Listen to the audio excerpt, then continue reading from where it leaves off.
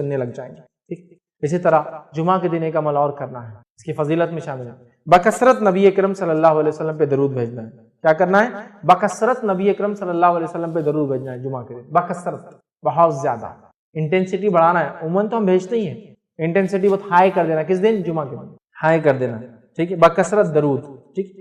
اور اس کے تعلق سے جو روایت ہے وہ اوس بن اوس رضی اللہ عنہ فرماتے اور کہتے ہیں، یہ ابو داؤد کی روایت ہے، جمعے کے دن تمہارا بہترین دنوں میں سے، جمعے کا دن تمہارے بہترین دنوں میں سے ہے، لہٰذا اس دن مجھ پر بکثرت درود بھیجا کرو کیونکہ تمہارا درود مجھ پر پیش کیا جاتا ہے. اس دن مجھ پر بکثرت درود بھیجا کرو کیونکہ تمہارا درود مجھ پر پیش کیا جاتا ہے.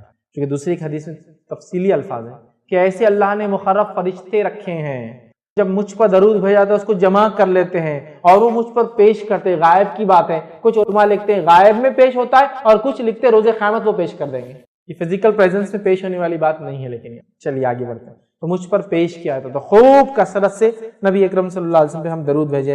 امام بحقی نے ایک روایت میں یہ الفاظ نقل کیے، وہ یہ ہے جمعرات اور جمعے کے دن مجھ پر بکثرت درود بھیجا کرو. جمعرات سے مراد جمعے کی رات سے لے کر جمعہ خاتمے تک مجھ پر بکثرت درود بھیجا کرو. مطلب جیسی تھرسڈے کی مغرب ہوتی ہے، جمعرات جس کو ہم بولتے ہیں اس کی مغرب ہوتی ہے، کثرت سے نبی اکرم صلی اللہ علیہ وسلم پہ درود بھیجنا چاہیے. ابن قیم الجوزی رحمہ اللہ کثرت سے درود نبی اکرم صلی اللہ علیہ وسلم پر جمعے کو خاص طور سے بھیجنے کی فضیلت بیان کرتے ہیں اور اس کی حکمت بیان کرتے فرماتے اور کہتے ہیں، وہ لکھتے ہیں، یہ جو ہے زاد المعاد کی روایت ہے، وہ کہتے ہیں رسول اللہ صلی اللہ علیہ وسلم تمام مخلوق کے سردار ہیں اور جمعہ تمام دنوں کا سردار ہے، اس لیے اس دن درود بھیجنے کی جو خوبی ہے وہ کسی اور دن میں نہیں. انسانیت کے سردار پر دنوں کے سردار میں درود بھیجنا جو خصوص اس دن ہے وہ کسی اور دن میں نہیں. پھر وہ لکھتے ہیں اس میں ایک اور حکمت بھی ہے کہ امت نے دنیا و آخرت میں جو بھی بھلائیاں پائی ہے وہ صرف آپ صلی اللہ علیہ وسلم کی ہاتھ سے پائی ہے، لہٰذا اللہ تعالیٰ نے آپ کی امت کے لیے دنیا و آخرت کی بھلائیاں اکٹھی کر دی اور انہیں جو سب سے بڑی عزت حاصل ہوگی وہ جمعہ کے روز ہوں گی. اس دن وہ انہیں جنت میں ان کے گھر میں اور ان کے محلات کی طرف بھیجے گا. جب وہ جنت میں داخل ہوں گے تو یہ ان کے لیے مزید جزا کا دن ہوگا اور یہ ان کے لیے دنیا کی عید کا دن ہے. اس دن اللہ تعالیٰ ان کے تمام درخواستوں اور ضرورتوں کو پورا کرتے ہیں اور کسی سائل کو رد نہیں کرتے. مسلمانوں کو ان ساری باتوں کا علم آپ صلی اللہ علیہ وسلم کے ہی توسط سے جو ہے حاصل ہوا ہے، لہٰذا اللہ تعالیٰ کی حمد و شکر اور آپ صلی اللہ علیہ وسلم کے حق کی تھوڑی سی ادائیگی کا یہ تقاضا ہے کہ ہم اس دن اور اس کی رات آپ پر بکثرت درود بھیجیں. ٹھیک ہے، جمعہ کا دن سردار، نبی اکرم صلی اللہ علیہ وسلم سردار. جمعہ کے دن ہم جنت میں داخل ہوں گے جو سب سے بڑی ہمارے لیے کامیابی ہے. یہ تمام کا راستہ جنت کا نبی اکرم صلی اللہ علیہ وسلم کے وسیلے سے ہم کو ملا، لہٰذا یہ ضروری ہے کہ اس دن نبی اکرم صلی اللہ علیہ وسلم نے کثرت سے درود بھیجا. یہ اس کا ایک چھوٹا سا میں نے جز دیا جو میں نے پڑھا تھا، بڑی حکمت ہے اس کے پیچھے. تو کثرت سے نبی اکرم صلی اللہ علیہ وسلم پر جمعہ کے دن درود بھیجنا چاہیے. سب سے افضل درود جو نبی اکرم صلی اللہ علیہ وسلم پر بھیجا جا سکتا ہے وہ کون سا ہے؟ درود ابراہیمی. وہ درود جو آپ میں کس میں پڑھتے ہیں؟ نماز میں. تو آپ دوسرے درود اگر آپ کو علم ہو نہ ہو تو چھوڑ دیں، یہ سب سے اچھا درود ہے جو نماز میں ہم پڑھتے ہیں. کثرت سے یہ درود پڑھ کے نبی اکرم صلی اللہ علیہ وسلم کو کریں اور جب آپ پڑھتے ہیں تو خود بخود نبی اکرم صلی اللہ علیہ وسلم تک پہنچا دیا جاتا ہے، یا فرشتے حاضر ہوتے ہیں جو ایسے درودوں کو لے کر نبی کے پاس پہنچا دیتے ہیں یا دیں گے، یاد رکھیں جو بھی ہے، کیونکہ غائب کا معاملہ کیسے ہوتا ہے واللہ عالم. ٹھیک ہے، تو بہرحال ہمیں کثرت سے درود بھیجنا چاہیے. تو یہ چند باتیں تھیں جو اہم نکات تھے جو میں نے مناسب سمجھی آپ کے سامنے جمعہ کے تعلق سے رکھوں تاکہ اس کی فضیلت، اس کی قدر، اس کی منزلت، اس کی عظمت ہمارے دلوں میں، ہماری نسلوں میں، ہمارے جو ہے انسانوں میں، مسلمانوں میں جاگیں. اور اس دن کو صرف ہم چھٹی ملتی ہے تو انجوائے نہ کریں، بلکہ اس دن کو جبکہ ہم کو چھٹی اگر مل رہی ہے تو ڈبل فائدہ اٹھائیں اس دن کا. وہ اس اعتبار سے فائدہ اٹھائیں کہ اس دن ہم خوب زیادہ سے زیادہ اچھے اعمال کریں، وہ سارے اعمال کریں جو کتاب و سنت نے بتایا ہے. یاد رکھیں جمعے کی نماز کا خاص اہتمام کریں، کبھی نہ اس کو چھوڑے، کثرت سے درود بھیجیں، سورۃ الکہف کی تلاوت کریں. یاد رکھیے اسی طرح اس کے اندر ایک گھڑی ہے، اس گھڑی کو پانی کوشش کریں تاکہ ہماری دعائیں قبول ہوں. اس کے علاوہ بھی آپ پورے جمعہ میں دعا مانگ سکتے ہیں، پورے جمعہ میں استغفار ہو، تو عام باتیں کبھی بھی کر سکتے ہیں، جمعہ چونکہ افضل ہے تو بہرحال اس میں کر سکتے ہیں، تو ہمیں یہ کام کرنا چاہیے تاکہ انشاءاللہ عزیز اس جمعے کا صحیح فائدہ اٹھا سکے۔ عورتوں سے بھی گزارش کروں گا اگر انتظام ہو تو ضرور مسجد جائے تاکہ جمعے کی نماز میں حاضر ہو، تاکہ دین کا علم سیکھے، اجتماعیت سے جڑے، تاکہ ایک شعور امت کے اعتبار سے ہم میں جاگے، ورنہ امت کا شعور نہیں، ہر کوئی انڈیویجول لائف گزار رہا ہے عورتوں میں خاص طور سے، تو امت کا ایک شعور جاگے، اور انتظامیہ سے کہوں گا عورتوں کے لیے بھی نظم کرے، چونکہ نماز جمعہ کے اندر سب سے افضل اعمال میں سے ایک سب سے عظیم عمل ہے۔ نماز جمعہ ہوا، سورۃ الکہف ہوا، دعا کی شکل میں ہوا، نبی پہ درود ہوا، اور کیا کرنا ہے جمعہ کی نماز میں اور کیا نہیں کرنا ہے وہ باتیں بھی دیکھی تاکہ جمعے کا ہم فائدہ اٹھائیں۔ تو اللہ رب العزت سے ہم دعا کرتے رہیں کہ اللہ تعالیٰ ایسی جو فضیلت ہے، جو ساعت ہے، جو گھڑیاں، جو مہینے، جو دن، جس کو تو نے فضیلت کچھ راتوں کو اور کچھ دن کو دیے، ان دن اور راتوں کی فضیلت اور ان گھڑیوں کی فائدہ اٹھانے کی ہم کو توفیق عطا فرمائے، چاہے وہ راتوں کی شکل میں، چاہے شب قدر کا معاملہ ہو، یا دن کی شکل میں، چاہے وہ ذی الحجہ کے ابتدائی 10 دن کا معاملہ ہو، یا اسی طرح جو ہے ہفتے کے اندر دنوں کے اعتبار سے جمعے کا معاملہ ہو، یا مہینوں کے اعتبار سے رمضان کا معاملہ ہو، اللہ ہمیں توفیق دے کہ ان دن رات اور مہینوں اور جو ہے ساعت اور گھڑیوں کا جو ہم فائدہ اٹھا سکے یا اللہ۔ اور اللہ تبارک تعالیٰ سے آپ دعا کرے کثرت سے کہ اللہ ہمیں ان دنوں ان گھڑیوں کے فائدے کے ساتھ ساتھ اس چیز کی توفیق دے کہ ہم گناہ کبیرہ سے ہم بچتے رہے، کیونکہ گناہ کبیرہ سے بچنا بھی بے انتہا بہرحال ضروری ہے، ورنہ پھر وہ اعمال جو صغائر کو مٹاتے ہیں وہ تو کریں گے، لیکن کبائر ہونے کی وجہ سے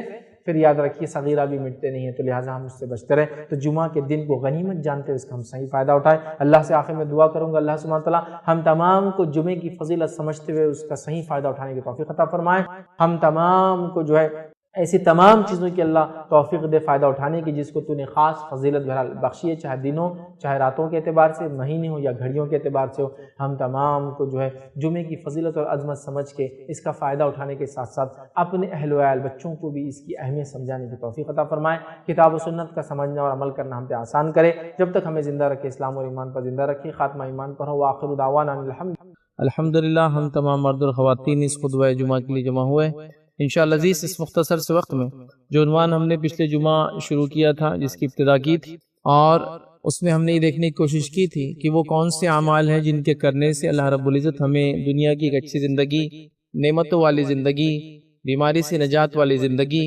عزت والی زندگی، ایک مقام اور مرتبے والی زندگی عطا فرمائیں گے یاد رکھیں۔ اور یہ بات ہم نے دیکھی تھی کہ جو شخص اللہ پر ایمان لاتا ہے وہ ایسا نہیں کہ صرف آخرت میں اس کا فائدہ اٹھائیں گا، اللہ رب العزت اپنے چہیتے بندوں کو، اپنے مومن بندوں کو دنیا میں بھی ان کے ایمان لانے کا فائدہ دیتا ہے، دنیا میں بھی ان کے نیکیوں کا فائدہ دیتا ہے، حتیٰ کہ یہ فائدہ دنیا میں جو ہم نیکیاں کرتے ہیں اس کا صرف اس نسل کو نہیں، اس کے آنے والی نسلوں کو بھی ملتا ہے۔ چھوٹا سا واقعہ آپ کے سامنے رکھتا ہوں، سورہ کہف کے اندر ہم ہر جمعہ پڑھتے ہیں جو واقعہ ہے جس کے اندر وہ دیوار جو گرنے کو تھی، جس کو خضر علیہ السلام اور موسیٰ علیہ السلام نے بنا دیا تھا، تو جب موسیٰ علیہ السلام نے سوال کیا تو خضر علیہ السلام نے بعد میں اس کا جواب دیا۔ انہوں نے جب سوال کیا کہ اس بستی والوں نے نہ تو ہم کو کھانا دیا نہ رہنے کو جگہ دی، پھر ہم نے اس دیوار کو کیوں بنا دیا؟ تو انہوں نے جواب دیا کہ اس دیوار کے نیچے خزانہ ہے جو کہ یتیم بچوں کا خزانہ ہے اندر، اور ابھی وہ اس طاقت کو نہیں پہنچے کہ اگر یہ دیوار گر جائے تو خزانہ نکلے گا تو اس کو سنبھال سکیں گے، تو اللہ نے چاہا کہ اس خزانے کی حفاظت کے لیے کام کر دے، اور ان کے والد ایک نیک انسان تھے، ان بچوں کے والد کیا تھے؟ ایک نیک انسان تھے۔ علامہ ابن کثیر رحمہ اللہ کی اس کی تفسیر میں یہ بات لکھتے ہیں کہ جو والد کا تذکرہ ہو رہا ہے یہ ان کے جو ہے والد سے مراد بالکل بچوں کے والد نہیں تھے، اس سے مراد ان کے نسلوں میں نیک انسان گزرے تھے جو ان کے مطلب دادا پردادا سگر دادا سے بھی آگے تھے، ان کی نیکی کا نتیجہ اللہ تعالیٰ نے اتنی نسلوں کو دیا۔ اگر اس کو لفظاً بھی لے لے کہ وہ والد مطلب بچوں کے والد، اس سے پتہ چلا کہ والدین کی نیکی کا بدلہ بچوں کو ملا۔ تو انسان کی نیکی کا، عمل صالح کا، تقوی کا، پرہیزگاری کا، دعا کا، استغفار کا، صبر کا، شکر کا دنیا میں بدلہ ملتا ہے، آخرت میں تو ہے ہی، مطلب یہ تو طے شدہ بات۔ اور بات ہم نے رکھی تھی کہ اگر دنیا میں کسی وجہ سے حکمت سے اللہ رب العزت نے اس کو بدلہ نہیں بھی دیا تو آخرت میں تو انہی کے لیے فائدہ ہے جو دنیا میں ایمان و عمل صالح اور اس کے مطابق جو چیزیں بتائی کر کے گئے، اس بات کو ہم سمجھ لیں۔ تو آئیے دو اصول ہم نے دیکھے تھے، سب سے پہلا تھا ایمان اور عمل صالح کرنے کی بنیاد پر اللہ دنیا کی اچھی زندگی دیتا ہے، اور یہ سب سے اہم نقطہ تھا، سب سے پہلے رکھا میں نے۔ دوسرا نقطہ تھا یاد رکھیں نماز قائم کرے، نماز قائم کرنے کے کئی دنیاوی فائدے، جس میں سے ہم ایک نفل نماز کے تعلق سے دیکھا تھا، گناہوں کو مٹاتی ہے، نیکیوں میں رغبت پیدا کرتی ہے، اور ساتھ میں بیماریوں سے انسان کو بچاتی ہے، وہ ہے نماز تہجد ہم نے دیکھا تھا۔ اب آئیے تیسرا وہ عمل جس کے کرنے سے ایک دنیا کی بہترین زندگی ملیں گی، یاد رکھیے وہ عمل ہے، یاد رکھیے تقوی۔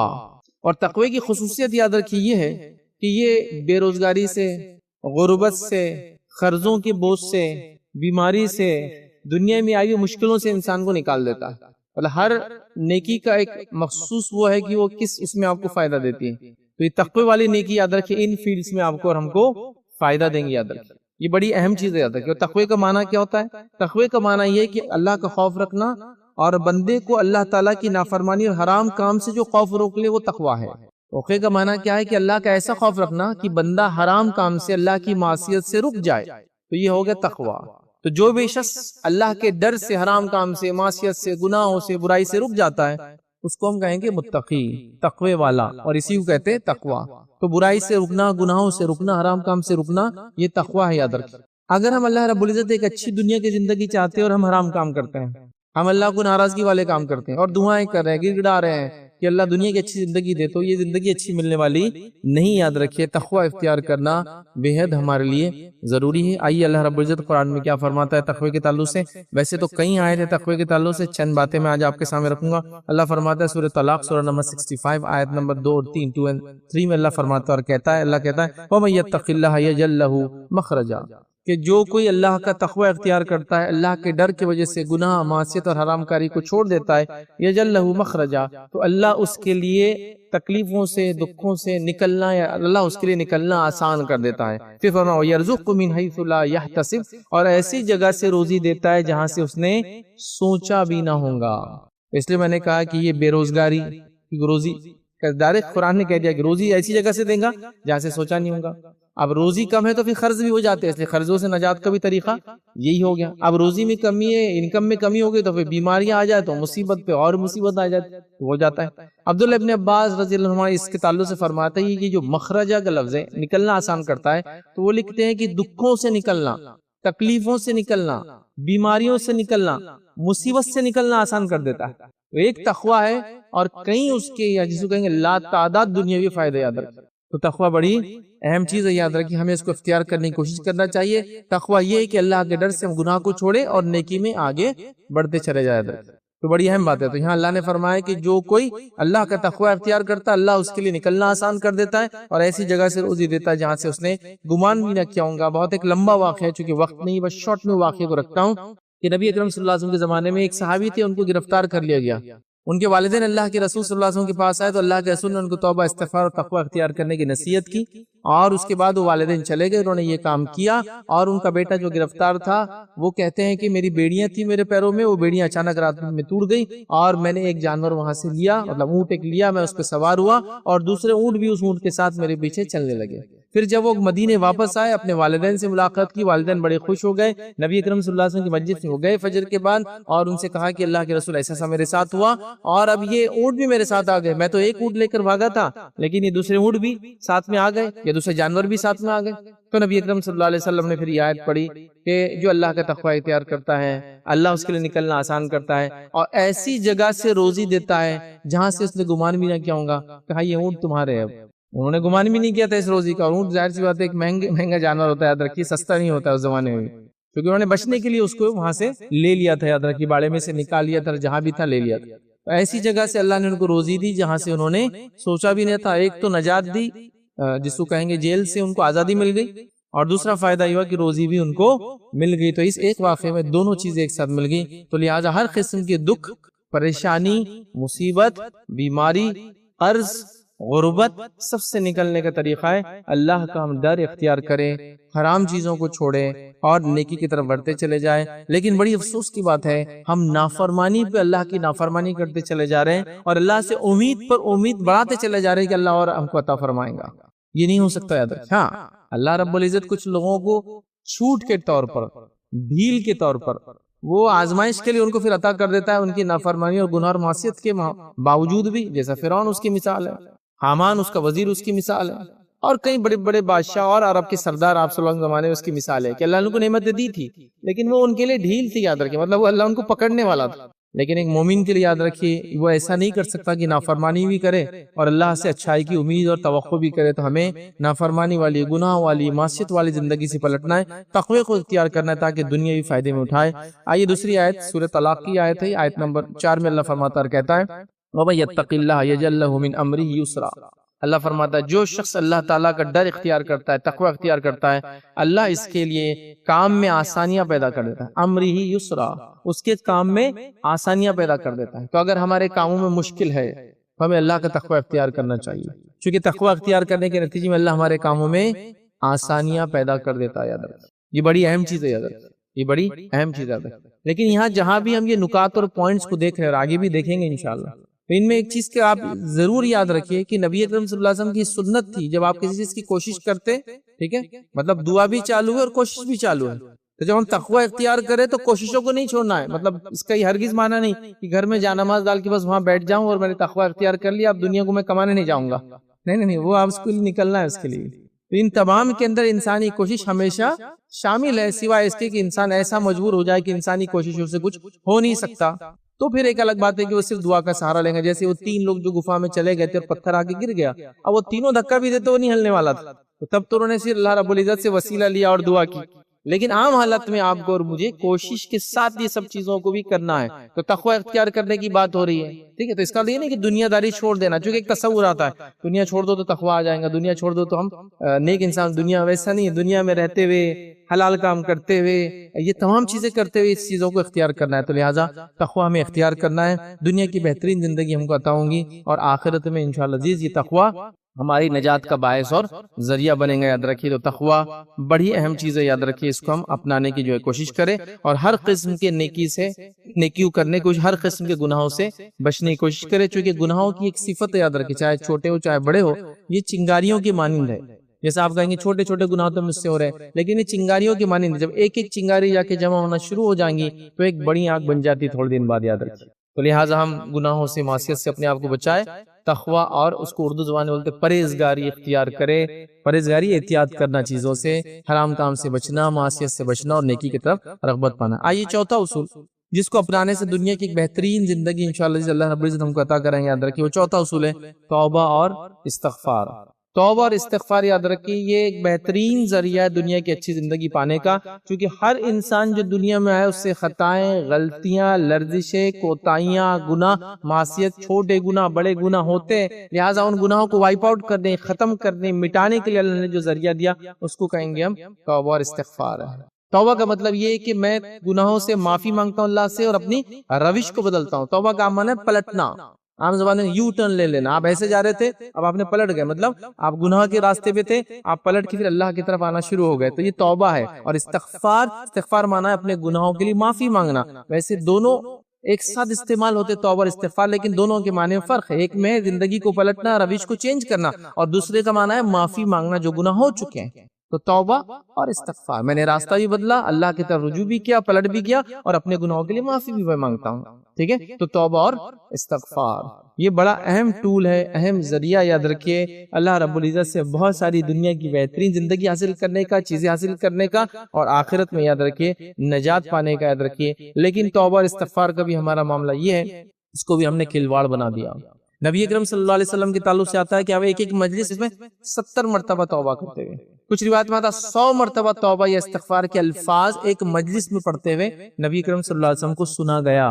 انبیاء علیہ السلام گناہ نہیں کرتے ہیں، یاد رکھیے، لیکن یہ پھر بھی توبہ اور استغفار کرتے ہیں، اس لیے کہ توبہ اور استغفار یہ اللہ رب العزت کی دائمی عبادت ہے، یاد رکھیے، اور اس کے ذریعے ان کے درجات بلند ہوتے ہیں، حالانکہ گناہ نہیں کرتے ہیں۔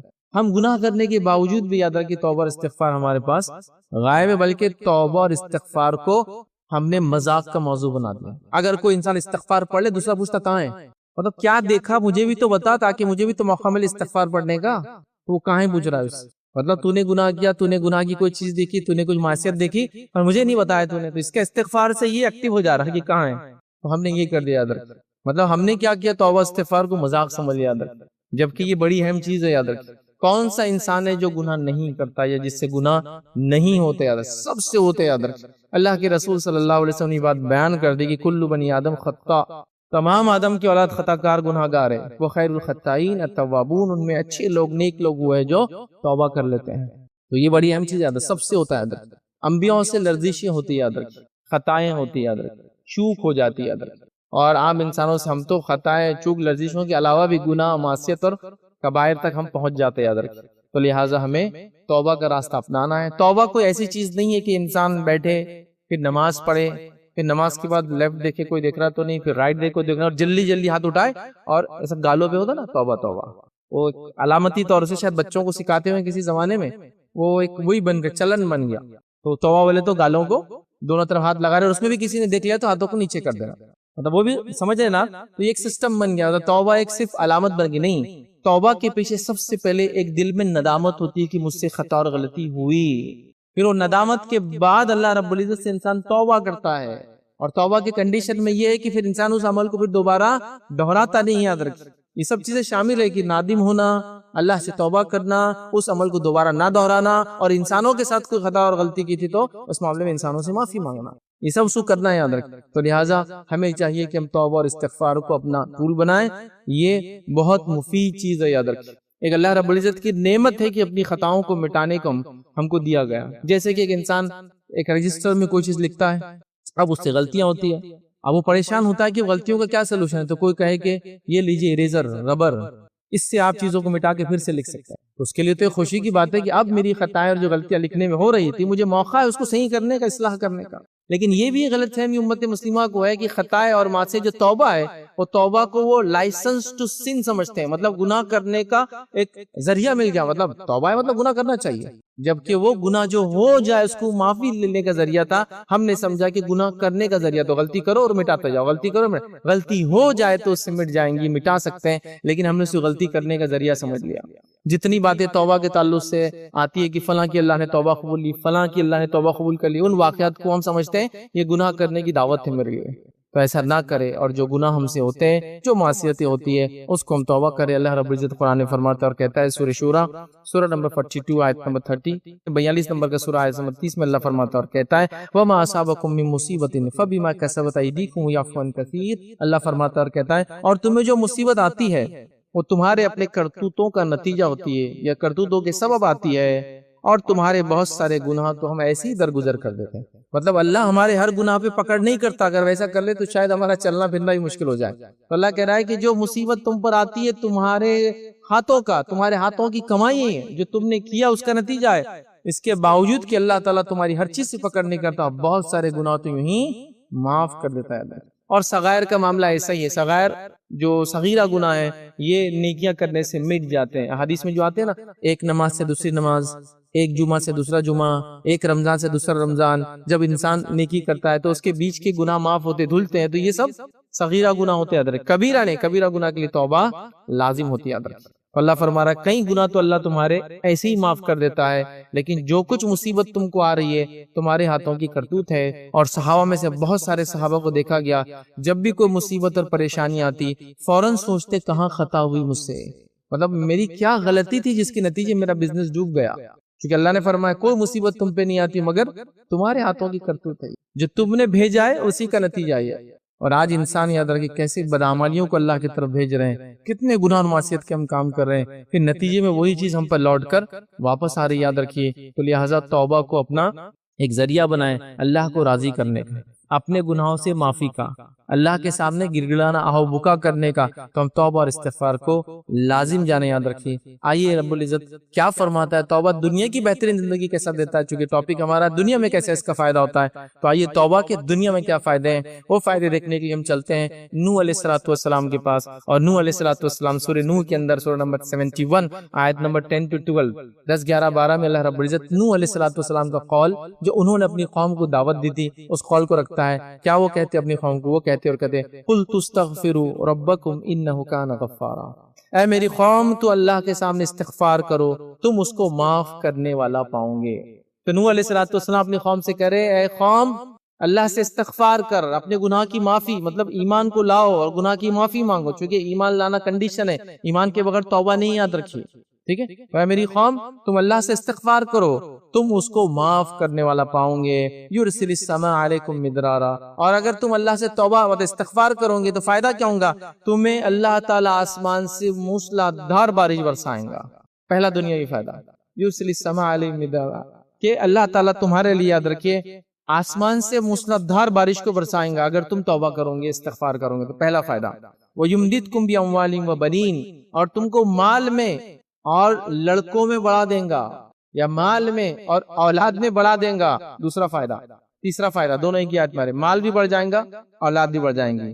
پھر آگے اللہ رب العزت فرماتا ہے اموالی و بنین ویجعل لکم جنات ویجعل لکم انہارا، اور تمہارے لیے باغات کو، کھیتی باڑی کو عام کر دیں گا اور اس میں نہریں جاری کر دیں گا۔ کھیت اور پانی نہ ہو تو کیا فائدہ، تو کھیتی بھی نہریں بھی اس کے اندر۔ کتنے فائدے استغفار کے؟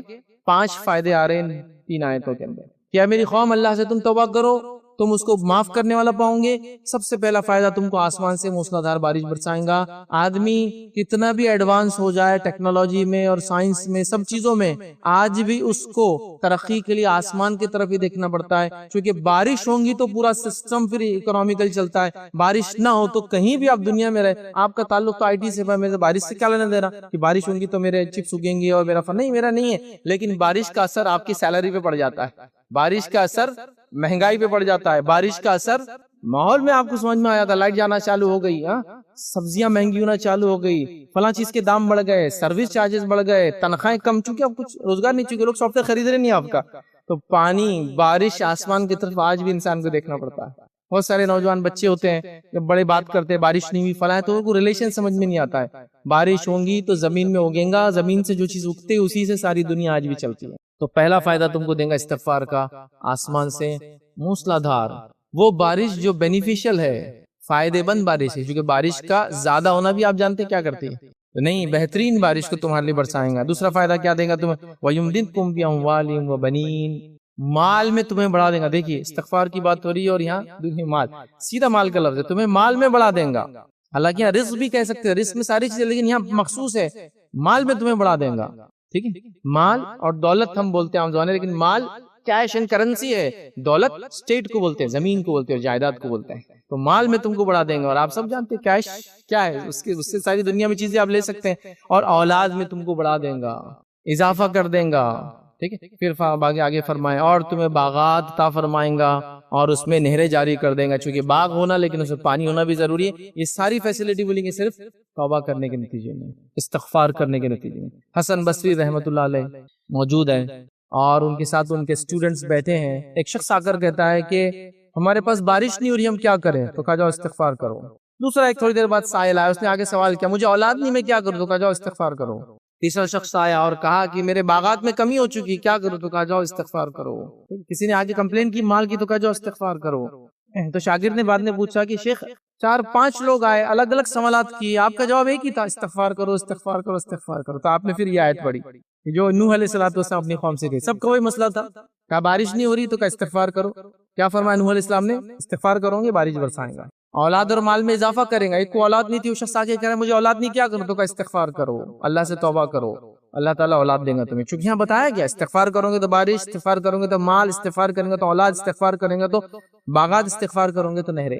اتنے دنیاوی فائدے دیکھیے ایک کے بعد ایک، صرف استغفار جیسی چیز کی بتائے گئے۔ یہ بڑی اہم چیز ہے، یاد رکھیے، توبہ استغفار کثرت سے کرے، ہمیشہ کرے، کنٹینیوسلی کرے، اٹھتے بیٹھتے کرے، یاد رکھے، بڑی اہم چیز ہے، یاد رکھے۔ تو ہم کوشش کریں خوب استغفار کرے، یاد رکھے یہ بڑی بہترین، یہ جس کو بڑا بہترین طریقہ ہے دنیا کے فائدے اٹھانے کا، اللہ کا قرب حاصل کرنے کا، دنیا کی بہترین زندگی حاصل کرنے کا، آخرت کی بہترین زندگی حاصل کرنے کا۔ 5واں اصول ہم دیکھیں گے، یاد رکھیے، جو بہترین دنیا کی زندگی، اچھی دنیا کی زندگی ہم کیسے پا سکتے ہیں، وہ ہے دعا۔ انسان مصیبت میں پھنس گیا، دکھوں میں پھنس گیا، بیماریوں میں پھنس گیا، مشکلات آن پڑی، تجارتیں ڈوب گئی، فلاں ہو گیا، تو کیا کریں گے؟ اللہ سے سوال کریں گے، بندہ دعا کریں گے۔ دعا بڑی اہم چیز ہے، یاد رکھیے، یہ بہت اہم ٹول اللہ رب العزت نے دیا ہے۔ اور اس عبادت کی خصوصیت کیا ہے معلوم ہے آپ کو؟ دعا کی، دعا ایک ایسی عبادت ہے، نہ اس کو کوئی مقام کی ضرورت ہے، نہ اس کو کوئی پاکیزگی کی ضرورت ہے کہ نماز پڑھنا ہے تو پھر غسل چاہیے، وضو چاہیے، پھر نماز ہوگی۔ دعا کے لیے نہیں، نہ کوئی وقت ہے، صبح کرو، شام کرو، دن کرو، رات کرو، سورج ڈوبتے سورج نکلتے، کبھی بھی دعا کے لیے کوئی وقت نہیں ہے، کوئی گھڑی نہیں ہے، کوئی پاکیزگی کی کنڈیشن نہیں ہے کہ اس حالت میں ہوں گی، اس حالت میں نہیں ہوں گی۔